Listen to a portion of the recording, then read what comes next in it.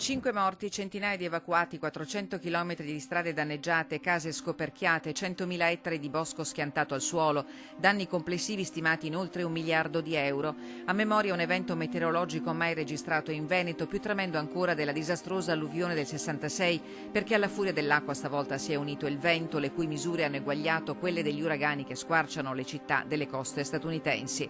L'emergenza in tutta la regione scatta giorno 27, quando i previsori di ARPA, seguendo il vortice che sta calando dal nord Europa, intuiscono le proporzioni distruttive dell'evento che si sta avvicinando al Veneto.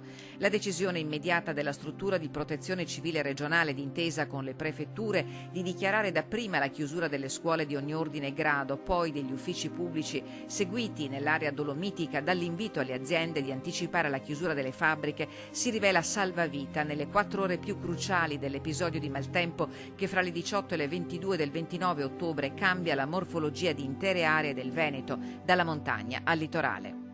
L'acqua travolge il bypass del ponte sul Piave a Susegana, riaperto poi a tempo di record, e il ponte di Barche a Eraclea. A Belluno il Piave esonda, in città erade al suolo il parco fluviale di Lambioi. Le golene vengono sommerse da 3 metri di acqua e fango e in montagna le colate di detriti invadono paesi e villaggi.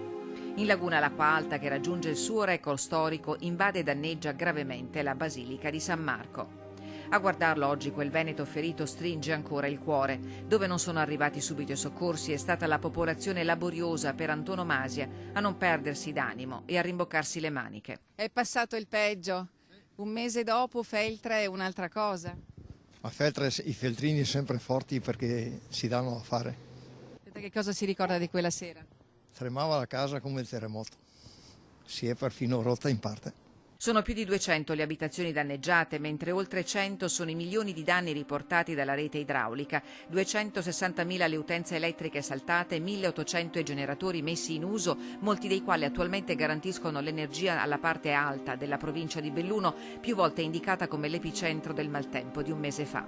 Commissario delegato per gli interventi è Luca Zaia, nominato con ordinanza firmata dal capo dipartimento della protezione civile Angelo Borrelli. La grande sfida, ha detto il presidente del Veneto, è recuperare i danni subiti dalle strutture pubbliche e private, ma il ritorno alla normalità non può prescindere dalla necessità di rispondere all'immane catastrofe che abbiamo subito nei boschi, con 100.000 ettari rasi al suolo. Questa è una sfida unica e nuova per il Veneto e per l'Italia, dove un danno del genere non si era mai verificato prima.